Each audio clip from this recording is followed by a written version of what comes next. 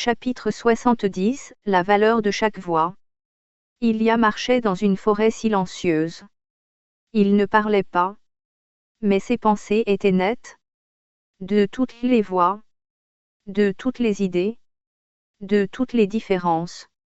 Les solutions peuvent surgir de n'importe où. De n'importe qui.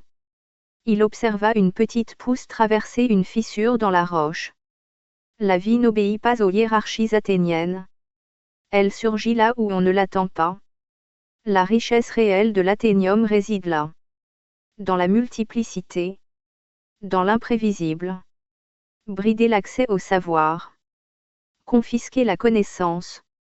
Réserver la compréhension à une minorité. Il sentit l'erreur avec une clarté presque physique. C'est affaiblir l'ensemble. C'est empêcher le corps d'utiliser toutes ses cellules.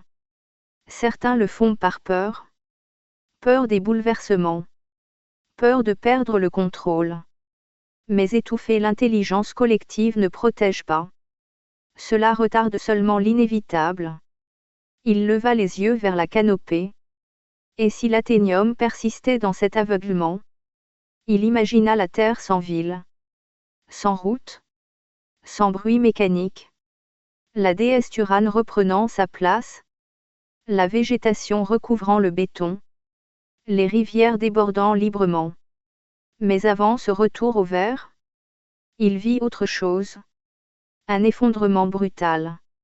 Des corps. Des infrastructures abandonnées. Des cités silencieuses. Non pas une disparition paisible. Mais une chute violente. Pantal Terre 13N ne redeviendrait pas verte par magie. Elle passerait d'abord par le chaos. Par la décomposition. Par la fin des systèmes que l'Athénien croyait éternels. Il frissonna. Les hommes unis survivraient. Ils s'adapteraient. Ils ne sont pas moins intelligents. Ils sont simplement intégrés à l'équilibre. L'Athénien, lui, possède la conscience. Et pourtant, il agit parfois comme s'il en était privé. Il pensa à cette ironie. La plus belle création de la déesse Turane. Capable de comprendre les lois du cosmos. Capable d'inventer, de guérir, de bâtir. Et pourtant capable d'autodestruction. Par obstination. Par égocentrisme. Par illusion de supériorité. Il s'agenouilla et posa la main sur la terre humide. L'Athénien n'est pas une erreur. Il est une possibilité. Une tentative évolutive vers la conscience. Mais une tentative peut échouer. Non par malveillance cosmique. Par mauvais choix répétés. Oublier la valeur de chacun. Refuser la diversité. Étouffer la participation. C'est priver l'athénium de ses anticorps naturels. Chaque voix compte. Parce qu'elle peut contenir la solution inattendue. Chaque idée compte. Parce qu'elle peut corriger une trajectoire. Chaque athénien compte. Mathématiquement. Structurellement. Vitalement. Il comprit que l'extinction ne serait pas une punition. Ce serait une conséquence. La nature continuerait. Sans haine. Sans jugement. Simplement rééquilibrée. La question n'est pas de savoir si la Terre survivra. Elle survivra.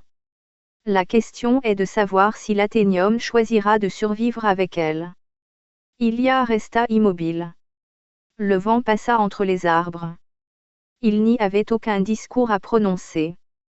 Seulement une évidence. L'avenir dépend de l'ouverture. Pas de la fermeture.